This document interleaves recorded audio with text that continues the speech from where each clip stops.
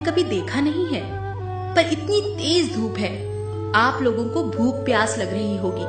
आप लोग अंदर चलकर कुछ खा लीजिए। महिला की बात सुन पहले एक बुजुर्ग ने उससे पूछा, क्या तुम्हारे पति घर पर हैं? वो तो इस वक्त काम पर गए हैं। तो हम आपके घर नहीं आ सकते। शाम को जब महिला के पति काम से घर लौटे तो उसने पूरी बात अपने पति को बताई। सारी बात सुनने के बाद पति ने तीनों बुजुर्गों को शाम के खाने का निमंत्रण देने को कहा।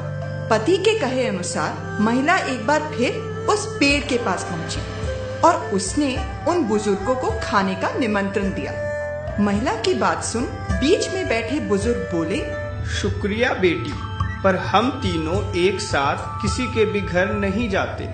पर ऐसा क्यों?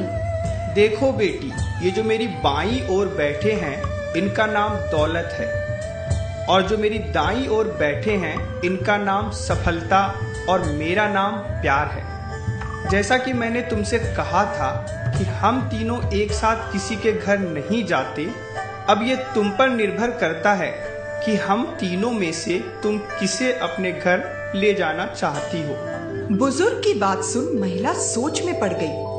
उसके लिए निर्णय कर पाना थोड़ा मुश्किल हो गया। उसने सोचा क्यों ना अपने पति की मदद ली जाए। वो भीतर गई और उसने अपने पति को सारी बात बताई।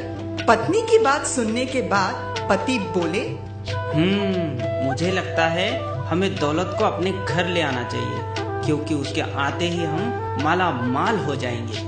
नहीं नहीं, मुझे तो लगता है कि हमें सफलता को ले आना चाहिए, क्योंकि उसके आते ही हम जिंदगी में वो सब हासिल कर पाएंगे जिसकी हमें इच्छा है। तभी पास ही में बैठी इनकी 10 साल की बेटी बोल पड़ी, मम्मा, पर मुझे लगता है कि हमें उस प्यार नाम वाले दादाजी को घर बुलाना चाहिए, ताकि हमारा घर खुशियों से भर जाए। बेटी की बात पति पत्नी को जच गई और उन्होंने आंगन में जाकर प्यार नाम के बुजुर्ग से घर के अंदर आने का आग्रह किया। प्यार नाम वाले बुजुर्ग आगे बढ़े, पर ये क्या, उनके पीछे पीछे दौलत और सफलता नाम के बुजुर्ग भी घर की ओर चल पड़े। ये देख महिला को आश्चर्य हुआ और उसने बुजुर्ग से पूछा, पर आपने तो कहा था कि आप में से सिर्फ एक ही घर के अंदर आ सकता है, अब आप तीनों? बेटी, मैंने बिल्कुल सही कहा था। अगर तुमने दौलत या सफलता में से किसी एक को चुना होता तो बाकी दो घर के बाहर ही रह जाते, पर क्योंकि तुमने प्यार को चुना है, सो जहाँ प्यार रहता है वहाँ दौलत और सफलता तो खुद ब खुद चली आती है।